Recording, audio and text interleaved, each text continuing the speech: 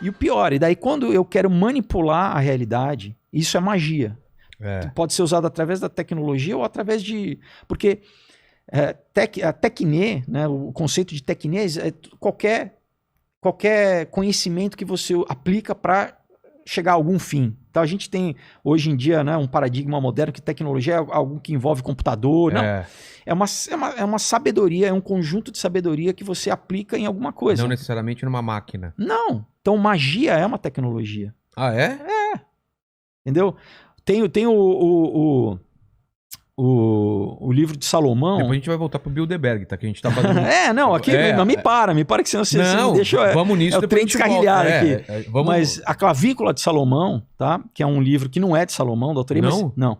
É um livro da Baixa Idade Média, mas assim, porque tem na tradição judaica, né, talmúdica, que inclusive na própria Bíblia a gente sabe que Salomão, ele começou bem, mas ele terminou muito mal, ele meio que apostatou, né, ele se deixou ser, né, assim, no começo da história Deus fala, olha, eu te dou, né, pede alguma coisa aí que você quiser, e ele pediu conhecimento, e Deus se agradou disso, em vez dele ter pedido, né, riquezas, mulheres e tal, ele falou, não, então porque você pediu conhecimento, eu vou te dar as outras coisas. Mas o que aconteceu?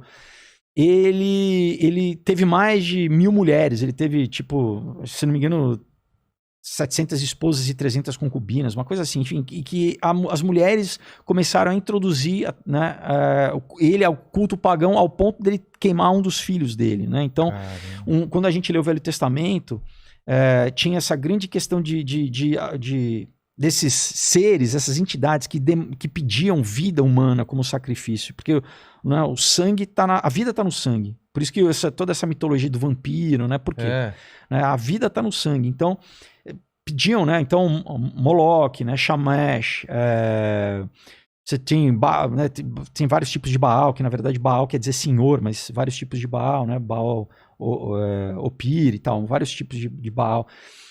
Então, o que? Deus, ele na verdade, ele queria ensinar ao ser humano a não sacrificar vida humana, tá? Que a vida é sagrada, né? Então, muita gente quando prega, por exemplo, né, quando Deus pede para Abraão o sacrifício de Isaac, as pessoas muitas vezes falam, olha, isso aqui, né, a fé de Abraão, Deus pediu, Abraão obedeceu. Mas o que as pessoas não, às vezes, né, eu aqui no Brasil pelo menos nunca ouvi essa contextualização da cultura, porque na verdade Abraão veio de uma cultura pagã, ele era de Ur dos Caldeus, ele vivia numa cultura pagã onde era normal sacrificar ser humano, criança, tá? Era normal. Então, quando Deus pede para ele, a tradição é essa, entendeu? Deus estava fazendo tipo um psicodrama com ele para ele entender que não, comigo, na minha aliança, né? Não existe isso. Não existe isso, tá? Para ele já descolar da tradição dos pais dele. Então, porque se a gente, né, retorna um pouco assim, Deus escolhe Abraão, né, e fala assim, eu vou criar um povo, né, que virou, né, o povo judeu, mas Israel, na verdade, né, porque o judeu é da tribo de Judá, né, mas Israel, para ensinar como eu quero me relacionar com o ser humano, porque houve uma degringolação, né, do culto mesmo, de como que o ser humano se relacionava com Deus. Então ele fala isso depois, né? Isso já passou Adão, Eva, já passou, né, Caim, Abel, já passou Noé, já aconteceu um monte de coisa. Milênios já se passaram até a gente chegar ali, né? Torre de Babel já aconteceu, enfim. Então é Deus falando assim, eu vou criar um povo para servir de exemplo para as outras nações. Inclusive, né, ele fala para Abraão, olha, em ti serão abençoadas todas as nações da terra. Então a igreja, o conceito da igreja já está embutido aí, né? Porque às vezes também, né, os meus irmãos judeus, eu inclusive tenho um tracinho também de sangue judaico, assim, eles são muito exclusivistas, né? Não, somos os povos escolhidos, tudo bem, mas Deus quer alcançar, né, a humanidade. Mas ele criou, né, um pacto, né, uma aliança, um covenant, né, com Abraão. Ele creu, né? Por isso que ele foi justificado, né? A justificação dele é pela fé. E ele tinha que começar a ensinar Abraão, olha, como é que a gente vai se relacionar? E isso é um ponto capital, que já é... Então ele tinha a promessa do filho, né? Ele tinha, durante anos, eles queriam ter filho, né? Eles e Sara, né? Depois, enfim, ele, né, tem toda a questão da fé, a gente consegue tirar um monte de ensinamento dessas histórias, né? Mas depois que ele tem um filho, esse filho de tantos anos, né? Se eu não me engano, ele tem um filho com 100 anos, uma coisa assim. Deus pede para ele o filho. Daí você fala, pô, mas que Deus sádico, né? O ateu, né? Faz essa crítica, esse desconstrutivismo aí, que né? Deus é esse, Que né? Deus é esse, né? Que Deus sádico, pô, ele dá um filho e daí pede para matar o filho. Não, você Nenhum não tá momento entendendo a ele história. queria isso. Nenhum momento. Uma coisa, já tipifica Jesus, porque, né, Isaac leva a madeira nas costas, ele é o sacrifício, como Deus deu seu filho, que levou a madeira nas costas, né, Jesus, e quando chega lá, né, para ser sacrificado, quando ele levanta, a Bíblia diz que ele levanta o cutelo, né, enfim, o instrumento de corte, né, um anjo interrompe ele, né, porque basicamente a ação já está cumprida, né, ele já, na mente dele, no coração, ele já. Mas ele interrompe e daí aparece o quê? Aparece um cordeiro ali preso, que é usado como sacrifício. Tipifica Jesus, entendeu? Mas basicamente é para ensinar então o quê? Não se sacrifica. Depois em Deuteronômio de novo, né? Ele fala, Deus abomina isso, sempre abominou. Então enquanto todas as outras culturas, a cultura grega, a cultura babilônica, né? Depois em Apocalipse ainda, né? A gente já na Pérsia, enfim... Né? Aqui no Ocidente, na época, os astecas, os incas, né? Todos sacrificando. Ao longo Cara, a gente tem registro de sacrifício humano na história, ao longo né? Deus fala não. Entendeu? Então é diferente, é um monoteísmo, é um Deus criador, entendeu? Não é o politeísmo, não são essas várias entidades representadas não só na natureza, mas em planetas, né? Saturno, Marte, Júpiter, né?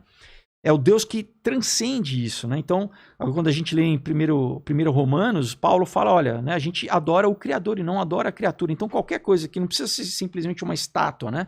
Qualquer coisa que você adorar no lugar de Deus, aquilo vira um ídolo para você. Pode ser o teu corpo, pode ser dinheiro, pode ser qualquer coisa que você colocar no lugar de Deus para você, isso vira um ídolo, né? O teu trabalho, a tua carreira, qualquer coisa. Pode ser material, pode ser abstrata.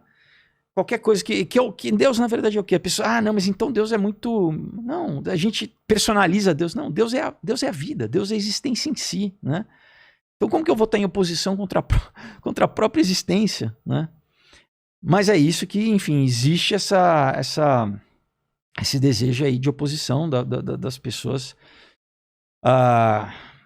quererem, né? Tá em oposição a Deus e oposição e daí usam a magia, né? Porque quando você se submete à vontade de Deus, quando você, através de oração, através do Logos, né? Você literalmente está se submetendo, fala assim, olha, eu sou limitado, sei lá, eu quero passar na prova de direito mês que vem. Sei. Deus, né? Me ajuda. Pode ser que eu não sei, eu não consigo ver daqui a 1 mês, 2 meses, né? As pessoas vão vidente, vão buscar porque elas querem saber o resultado. Eu não sei.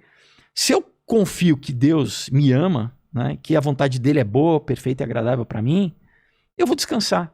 Claro, eu vou fazer minha parte, vou estudar e tal, mas, cara, se eu não... entendeu? Mas eu tenho a confiança de que eu vou fazer o meu melhor. Se isso não acontecer, Deus tem um propósito melhor para mim. Não é verdade aquela conta que tem vários filmes que mostram a pessoa não pegou o trem, daí depois ele encontrou o amor da sua vida no outro vagão, né? Às vezes você fala, putz, isso não deu certo, daí a oportunidade. Então é isso, Deus fala, calma, você não tá vendo, eu tô vendo no macro aqui. Ele vê todo o eu vejo todas as dimensões, você tá aqui nas 3 e 4 que é o tempo, você tá preso aí num fluxo de tempo, você não tá... Então você confia em mim. Agora, quando eu não confio, eu falo o quê? Não, eu vou estabelecer o meu poder. Eu vou pagar para alguém fazer um trabalho para trazer o meu amor em não sei quantos dias, ou então para prender aquela pessoa, ou então para eu ter... Entendeu? Eu estou usando uma tecnologia, no caso magia, uma tecnologia metafísica, as pessoas aí podem acreditar ou não, mas isso ao longo da história o ser humano tem recorrido a isso, de reis e príncipes, o quê? Para manipular, querer manipular a realidade para um fim. E tudo bem, é a tal da história do pacto. Só que isso sempre vem com um preço, cara. Sempre tem um preço. Mesmo, nem que seja um preço causal, aquela história, né? Quem planta furacão colhe tempestade. Porque o que é poder, né? Deus é onipotente, ele que tem todo o poder. Se eu quero tomar o poder para mim, né, eu estou usurpando o poder de Deus, eu não estou me submetendo, na verdade, à realidade, né? E eu estou querendo encontrar um atalho, manipular. Né?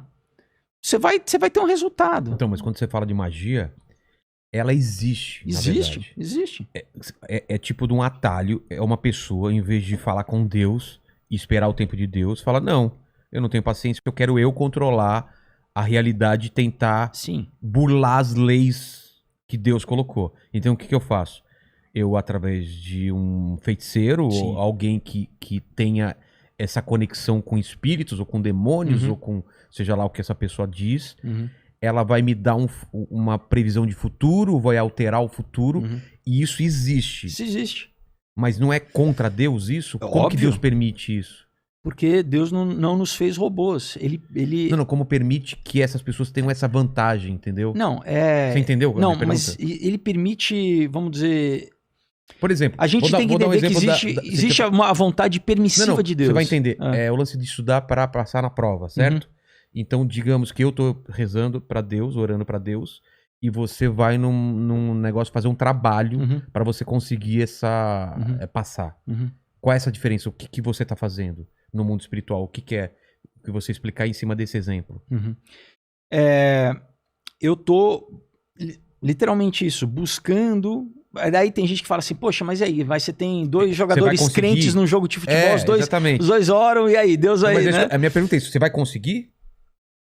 A gente fica limitado a só uma... Né? A gente tem que entender que existem milhões de possibilidades alternativas. Né?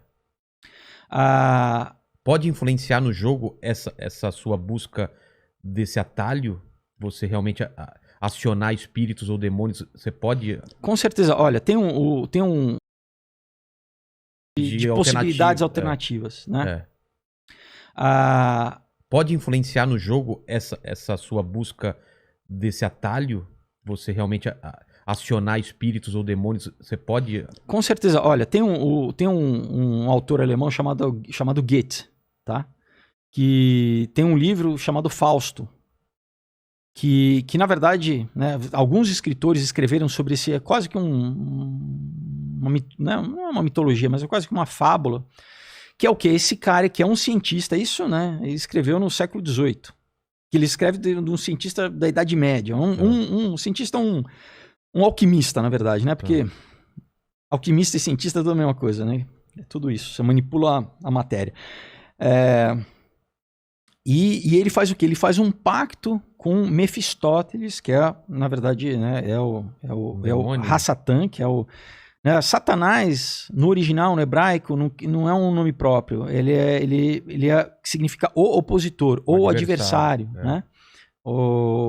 Enfim, então, literalmente isso. Ele vende a alma. Né? Essa história de escrever com sangue. Né? E o quê? Basicamente, conhecimento é uma forma de poder. Né?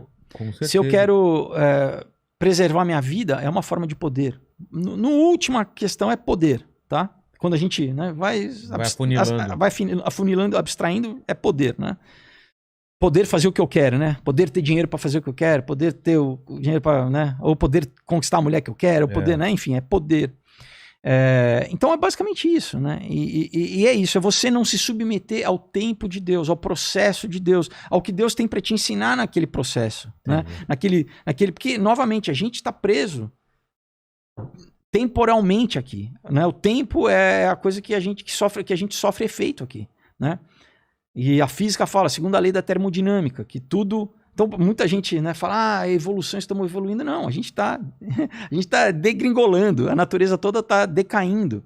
Que, biblicamente, a gente fala que é o quê? Que isso é o princípio de entropia que entrou na natureza por causa do pecado humano. Porque Deus, né, no que seria conceitualmente o Éden, é um espaço onde essa lei não funciona.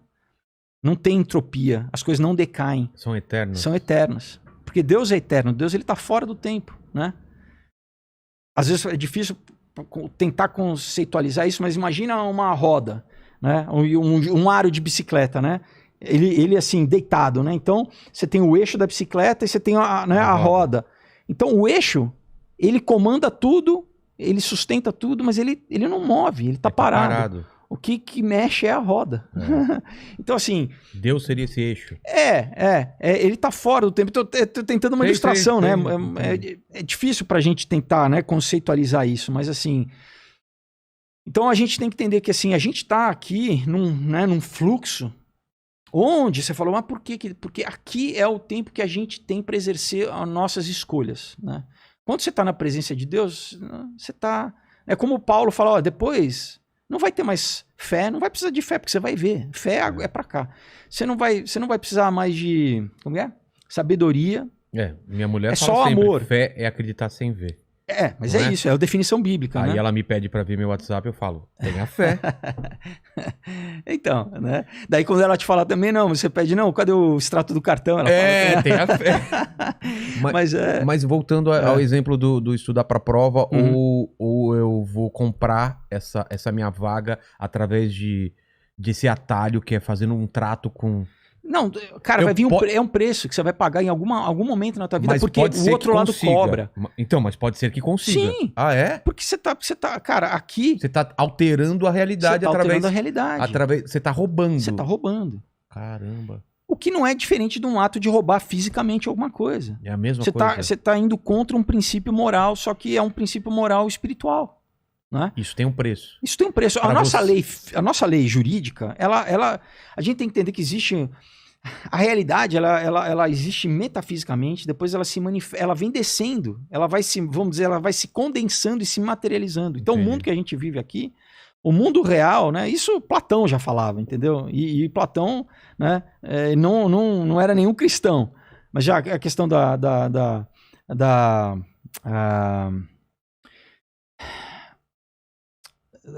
teoria das formas, né? Enfim, que o Platão, por exemplo, que uma cadeira, a ideia de uma cadeira é mais eterna e não uma cadeira em si. Essa cadeira aqui, ela vai desminguir daqui a sei lá quantos anos. Sim. A ideia da cadeira, ela é permanente, né? Então, nesse sentido,